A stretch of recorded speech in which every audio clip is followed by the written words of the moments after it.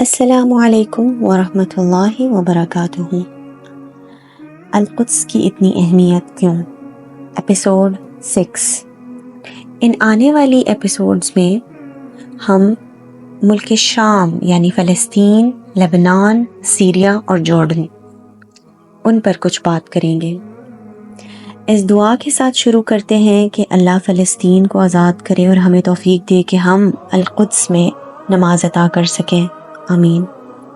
آج کے ایپیسوڈ میں ملک شام کے فضائل پر بات کریں گے۔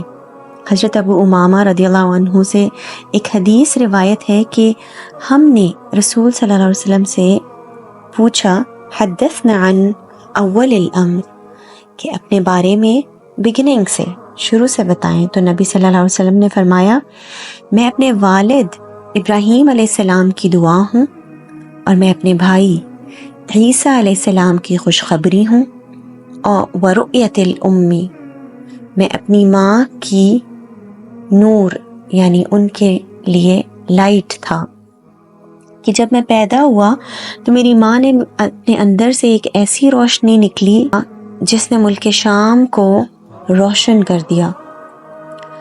میں چاہتی ہوں کہ آپ نبی صلی اللہ علیہ وسلم کی ولادت کو امیجن کریں کہ ارض و سماوات کے ساتھ کیا معاملہ ہوا، کیونکہ بیسٹ آف دا بیسٹ انسان اور پیغمبر کی آمد تھی۔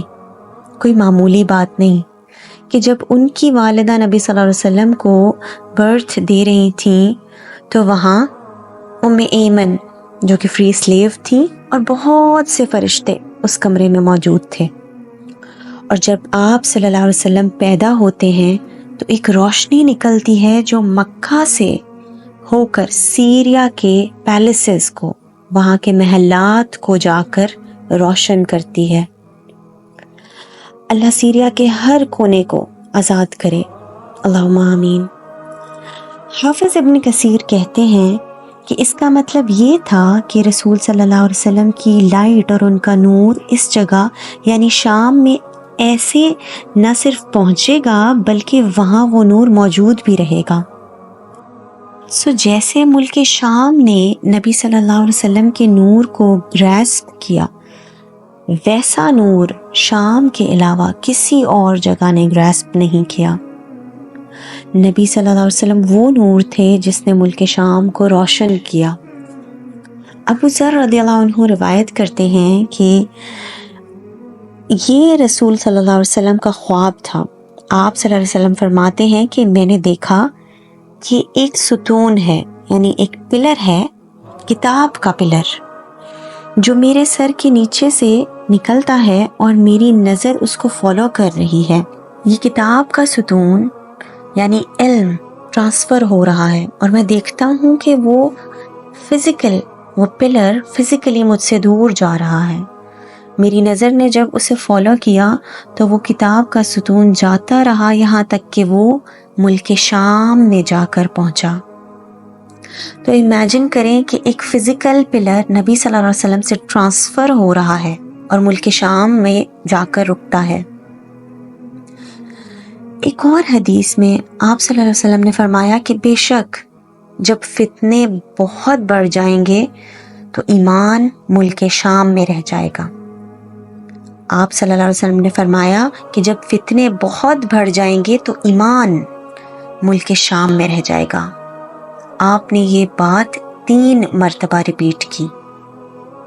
علماء کہتے ہیں کہ اس خواب سے پتہ چلتا ہے کہ ملک شام ہمیشہ وہ جگہ رہے گی جہاں قرآن موجود رہے گا۔ یہ وہ جگہ ہے جہاں اہل قرآن ہوں گے، اور اہل القرآن وہ ہیں جو اللہ کے مقرب لوگ اور پسندیدہ لوگ ہوتے ہیں۔ اللہم اجعلنا منہم۔ اور غزہ میں جو کہ ملک شام کا ایک چھوٹا سا حصہ ہے، وہاں جینوسائیڈ سے پہلے 50,000 حفاظ موجود تھے۔ اس کو پرسپیکٹیو دیتے ہوئے میں آپ کو بتاؤں کہ جو بہت بڑی جنگ اسلام کی ہوئی تھی، جنگ ردہ، جو مسیلمہ کذاب کی وجہ سے ہوئی تھی، اس جنگ میں سب سے زیادہ شہید کیے جانے والے حفاظ تھے جو مسیلمہ نے شہید کیے تھے۔ اس زمین میں ہمیشہ سے اہل قرآن کے دلوں میں قرآن ہمیشہ راسخ رہا ہے، پڑھا گیا ہے اور پڑھایا گیا ہے اور عمل کی طرف ترغیب دیتا گیا ہے۔ تو پہلے یہ نبی صلی اللہ علیہ وسلم کی والدہ کا ویژن یا خواب تھا، اور پھر یہ آپ صلی اللہ علیہ وسلم کا اپنا خواب تھا، اور اس کے بعد نبی صلی اللہ علیہ وسلم کے صحابہ کا بھی یہی ویژن تھا۔ سلمان الفارسی رضی اللہ عنہ کہتے ہیں کہ جب ہم غزوہ خندق میں تھے اور خندق کھود رہے تھے تو میں خندق میں تھا جب میری کلہاڑی ایک بڑے سے پتھر پر لگی اور وہ وہاں اٹک گئی۔ اتنے میں آپ صلی اللہ علیہ وسلم آئے اور اللہ کی تسبیح بیان کی، اور اس کے بعد ایک مرتبہ کلہاڑی کو اس پتھر پر مارا۔ میں دیکھتا ہوں کہ اس پتھر میں سے روشنی اور نور نکلتا ہے۔ آپ صلی اللہ علیہ وسلم دوبارہ اس پتھر پر کلہاڑی مارتے ہیں، جب وہ ٹوٹتا ہے تو اس میں سے دوبارہ روشنی نکلتی ہے، اور پھر وہ تیسری مرتبہ بھی اس روشنی کو پتھر سے نکلتے ہوئے دیکھتے ہیں۔ سلمان الفارسی کہتے ہیں، میرے ماں باپ آپ پر قربان یا رسول اللہ، یہ لائٹ کیا تھی، یہ نور کیا تھا جو پتھر سے نکلی؟ آپ صلی اللہ علیہ وسلم نے فرمایا، کیا تم نے واقعی وہ روشنی دیکھی سلمان؟ انہوں نے کہا، جی، اس اللہ کی قسم جس نے آپ کو حق کے ساتھ بھیجا، میں نے وہ لائٹ دیکھی۔ آپ صلی اللہ علیہ وسلم نے فرمایا، جو پہلی لائٹ، جو پہلا نور نکلا تھا، اس میں اللہ نے مجھے کسریٰ کے وہ محلات دکھائے جو اللہ مجھے نصیب کرے گا، اور ان کسریٰ کے محلوں کے ارد گرد کی جگہ بھی۔ ہم جانتے ہیں سلمان فارسی پرشیا سے ہی سفر کر کے آئے تھے ایمان کی تلاش میں، اور اس سفر کی وجہ سے وہ آج نبی صلی اللہ علیہ وسلم کے ساتھ اس خندق میں موجود تھے۔ وہی محل اسی خندق میں سے اللہ کے نبی کو دکھائے گئے اور کہا گیا کہ اللہ عز و جل نے یہ محل مجھے گفٹ کر دیے ہیں، اور جو کچھ ان محلوں کے گرد ہے وہ بھی۔ سلمان فارسی پوچھتے ہیں، اور دوسری دفعہ جو روشنی نکلی تھی؟ نبی صلی اللہ علیہ وسلم نے فرمایا، میں نے قیصر کے محل دیکھے، یعنی کہ ہراکل اور بیزنطائن کے محل، اور جو کچھ اس کے ارد گرد موجود ہے، یعنی کہ الشام کی زمین۔ اور فرمایا کہ تھرڈ ٹائم جب آپ نے اس کلہاڑی کو اس پتھر پر مارا تو وہ روشنی نکلی جس میں نے حبشہ اور یمن کے محل دیکھے۔ حبشہ اور یمن کے محل، اللہ کے نبی کو یہ خوشخبریاں اور یہ محلات تب دکھائے گئے جب اپیرنٹلی اسلام اینڈ ہو رہا تھا، اپیرنٹلی، کیونکہ مسلمان جینوسائیڈ ہونے جا رہے تھے۔ اس کروشل وقت میں اللہ تعالیٰ نے نبی صلی اللہ علیہ وسلم کو وہ ساری جگہیں دکھائیں جو الٹیمیٹلی اسلام میں آئیں گی، کانسیکوینٹلی مسلمانوں کو ملیں گی۔